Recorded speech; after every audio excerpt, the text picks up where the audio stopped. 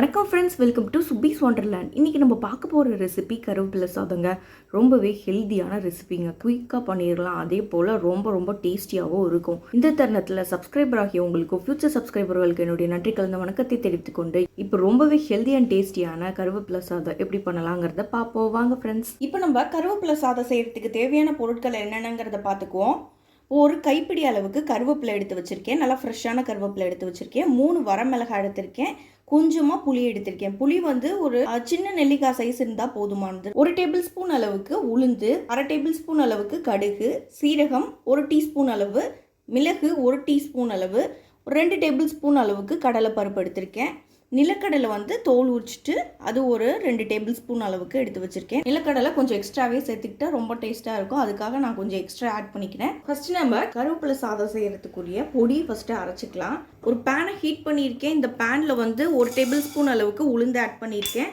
1 table spoon அளவுக்கு கடலை பருப்பு ஆட் பண்ணிக்கிறேன். இப்போ 1 டீஸ்பூன் அளவுக்கு சீரகம், 1 டீஸ்பூன் அளவுக்கு மிளகு, இப்போ 2 வரமிளகாய் இதோடு சேர்த்துக்கிறேன். கொஞ்சமாக புளி சேர்த்துக்கிறேன்.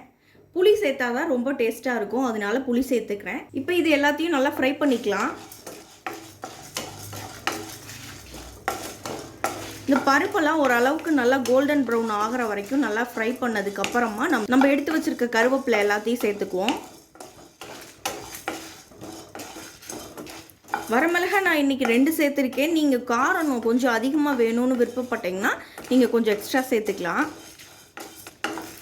பாருங்கள், பருப்பெல்லாம் ஓரளவுக்கு நல்ல ஒரு கோல்டன் ப்ரௌன் வந்திருக்கு. நல்லா இந்த பருப்பு வறுப்பட்டதுக்கு அப்புறமா நான் கருவேப்பிலை எல்லாத்தையும் சேர்த்துக்கிறேன். இப்போ 1 கைப்பிடி அளவு கருவேப்பிலை ஆட் பண்ணிக்கிறேன். இதையும் சேர்த்து நல்லா ஃப்ரை பண்ணிக்கலாம். கருவேப்பிலை நல்லா ஃப்ரை ஆகணுங்க, அப்போ தான் நல்லாயிருக்கும். கருவேப்பிலை பார்த்திங்கன்னா எடுத்து பார்க்கும்போது நமக்கு உடஞ்சி வரணும், அந்தளவுக்கு ஃப்ரை ஆகிருக்கணும். இப்போ சிம்மில் வச்சு இந்த கருவேப்பிலையை நல்லா ஃப்ரை பண்ணிக்குவோம். பாருங்கள், கருவேப்பிலை நல்லா ஃப்ரை ஆகிடுச்சு. இப்படி ஒரு கருவேப்பிலை எடுத்து நுணுக்குனிங்கன்னா அழகாக நுணுங்கி வரணும். இந்த அளவுக்கு நல்லா ஃப்ரை ஆகிருக்கணும். இப்போ இது எல்லாத்தையும் நான் ஒரு மிக்ஸி ஜாரில் போட்டு பவுடராக அரைச்சி எடுத்துகிட்டு வந்துக்கிறேன். இப்போ ஒரு பேனை ஹீட் பண்ணியிருக்கேன். இதில் ஒரு 2 டேபிள் ஸ்பூன் அளவுக்கு எண்ணெய் ஊற்றிக்கிறேன். இப்போது எண்ணெய் நல்லா சூடானதுக்கப்புறமா கடுகு ஆட் பண்ணிக்கிறேன். கடுகு நல்லா பொரிஞ்சு வரட்டும். கடுகு ஓரளவுக்கு பொரிஞ்சதுக்கப்புறமா கடலைப்பருப்பு ஆட் பண்ணிக்கிறேன்.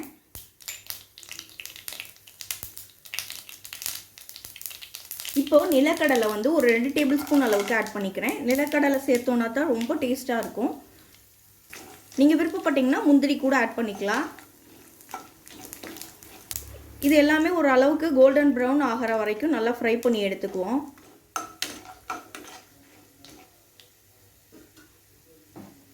இப்போ ஒரு வரமிளகாவை கட் பண்ணி சேர்த்துக்கிறேன். பாருங்கள், இது எல்லாம் ஓரளவுக்கு நல்லா கோல்டன் ப்ரௌன் ஆயிடுச்சு. இப்போ நம்ம பவுட்ரு பண்ணி வச்சுருந்த கருவேப்பிலை பொடியை இதில் சேர்த்துக்கலாம். எல்லாத்தையும் ஒரு மிக்ஸ் பண்ணிக்குவோம்.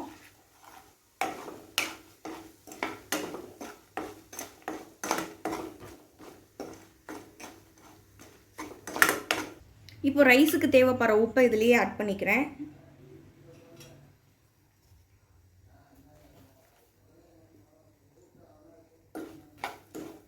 அவ்வளோதான், ஃப்ளேம் ஆஃப் பண்ணிக்கலாம்.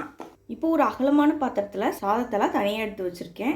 எப்பொழுதும் நம்ம இந்த மாதிரி வெரைட்டி ரைஸ் செய்யும்போது இந்த மாதிரி சாதம் தனித்தனியாக இருந்தால் தான் நல்லாயிருக்கும். இப்போ நம்ம ரெடி பண்ணி வச்சுருந்த கருவேப்பிலை பேஸ்ட்டை இந்த சாதத்தோடு சேர்த்து மிக்ஸ் பண்ணிக்குவோம்.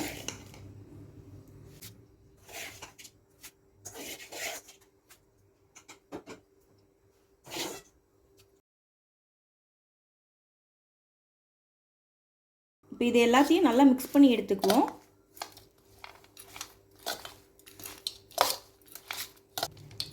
பாருங்கள், இப்போ நல்லா மிக்ஸ் பண்ணி எடுத்துகிட்டு வந்தாச்சு.